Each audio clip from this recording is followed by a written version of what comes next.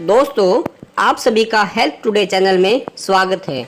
आज फिर हम आपको काफ़ी अच्छी जानकारी देंगे जो कि आपको पसंद भी आएगी और आपके स्वास्थ्य के लिए बहुत ही ज़्यादा ज़रूरी होता है कि आप सभी को इन सभी बातों का पता हो।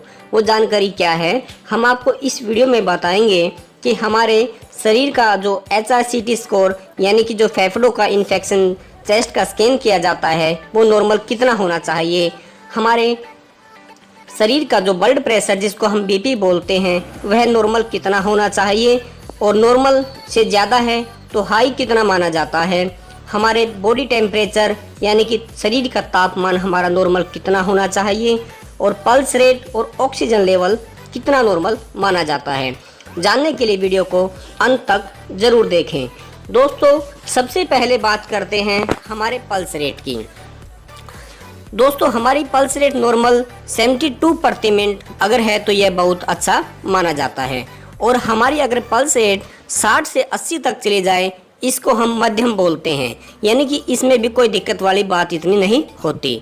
लेकिन अगर हमारी पल्स रेट 90 से 120 प्रति मिनट चली जाए तो यह काफ़ी बढ़ा हुआ माना जाता है, यानी कि नॉर्मल पल्स रेट 72 होती है और 90 से 120 चली जाए ये तो यह हाई पल्स रेट मानी जाती है। अब बात करते हैं ऑक्सीजन लेवल की। दोस्तों, आजकल देख रहे हैं आप कोरोना वायरस से पीड़ित जो व्यक्ति हैं उनका ऑक्सीजन लेवल बहुत कम हो जाता है इन्फेक्शन की वजह से। हम घर पर ही इस पल्स रेट और ऑक्सीजन लेवल को पल्स ऑक्सीमीटर की मदद से चेक कर सकते हैं। अब बात करते हैं कि हमारे शरीर का ऑक्सीजन लेवल कम से कम कितना होना चाहिए। तो दोस्तों, 94 जो ऑक्सीजन लेवल है वह बिल्कुल ही सामान्य माना जाता है। अगर इतना आपका ऑक्सीजन लेवल तो काफ़ी अच्छा होता है और 95 से 100 अगर है तो यह बहुत ही अच्छा है। लेकिन अगर आपका ऑक्सीजन लेवल 90 से 93 है तो यह थोड़ा कम माना जाता है और अगर यह ऑक्सीजन लेवल आपका 80 से 89 आ जाए तो यह बहुत ही कम ऑक्सीजन लेवल है। तो दोस्तों, अगर आपका ऑक्सीजन लेवल 80 से 89 आ जाए यानी कि 90 से कम हो तो आपने तुरंत बगैर कोई लापरवाही किए डॉक्टर के पास जाना बहुत ही ज़रूरी होता है। और पल्स रेट और ऑक्सीजन लेवल को आप अपने घर पर बड़ी आसानी से पल्स ऑक्सीमीटर की मदद से चेक कर सकते हैं। दोस्तों, अब बात करते हैं हमारे शरीर का जो ब्लड प्रेशर है वह कितना होना चाहिए और जो बॉडी टेम्परेचर है वह नॉर्मल कितना होना चाहिए।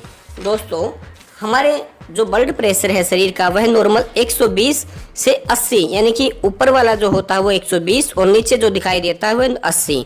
तो यह नॉर्मल 120-80 नॉर्मल आपका ब्लड प्रेशर माना जाता है। और 130 से 86 अगर आ जाए तो यह कंट्रोल हो जाता है, कोई विशेष बात नहीं होती। अगर 140 से 90 हो जाए तो यह थोड़ा बहुत बढ़ा हुआ माना जाता है, यानी कि हाई ब्लड प्रेशर हो जाता है अगर 140 से 90 आ जाए। लेकिन यही ब्लड प्रेशर अगर 150 से 96 आ जाए तो यह वेरी हाई माना जाता है। तो दोस्तों, आप इसको भी ब्लड प्रेशर जो ऑपरेटर्स आता है उससे बड़ी आसानी से अपने घर पर चेक कर सकते हैं। अब बात करते हैं बॉडी टेम्परेचर की। दोस्तों, बॉडी टेम्परेचर हमारा 98.4 डिग्री फ़ारेनहाइट तक नॉर्मल माना जाता है और 99 डिग्री पर चला जाए तो इसको हम थोड़ा बहुत बुखार मान सकते हैं। लेकिन 100 से 102 डिग्री फ़ारेनहाइट चला जाए तो यह काफ़ी ज़्यादा बुखार माना जाता है, यानी कि हमारे शरीर का जो टेम्परेचर है अगर इतना हो जाए 100 से 102 तो यह टेम्परेचर ज़्यादा माना जाता है। और बॉडी टेम्परेचर को भी बड़े आसानी से आप बगैर डॉक्टर के पास गए हुए डिजिटल थर्मामीटर की सहायता से बड़ी आसानी से घर पर चेक कर सकते हैं। तो दोस्तों, अब बात करते हैं HRCT स्कोर की। HRCT स्कोर सीटी जो हमारे चेस्ट का CT स्कैन किया जाता है उसका स्कोर निकाला जाता है इन्फेक्शन को देखने के लिए। और अगर यह 0 से 8 स्कोर आए तो इसको माइल्ड इन्फेक्शन कहा जाता है, यानी कि यह बहुत ही थोड़ा इन्फेक्शन होता है। और अगर यह 4 तक हो तो यह बहुत ही अच्छा है, नॉर्मल है, कोई विशेष बात नहीं होती इन्फेक्शन में। अगर 8 तक भी है तो यह माइल्ड इन्फेक्शन होता है जो कि दवाइयों से ठीक हो जाता है। अब बात करते हैं, अगर यह HRCT स्कोर आपका 9 से 18 हो जाए तो यह मॉडरेट इन्फेक्शन माना जाता है। लेकिन अगर यह 19 से 25 हो जाए स्कोर आपका तो सेवर इन्फेक्शन यानी कि बहुत ज़्यादा इन्फेक्शन होता है इसमें मरीज को ऑक्सीजन की भी जरूरत पड़ सकती है और वेंटिलेटर पर भी जाना पड़ सकता है। तो दोस्तों यह आप घर पर नहीं कर सकते, यह आपको डॉक्टर के पास ही जाना पड़ेगा जो कि सीटी स्कैन किया जाता है। इसको आप घर पर नहीं कर सकते। बाकी आप pulse rate, oxygen level, blood pressure और बॉडी टेम्परेचर को आप बड़ी आसानी से घर पर चेक कर सकते हैं।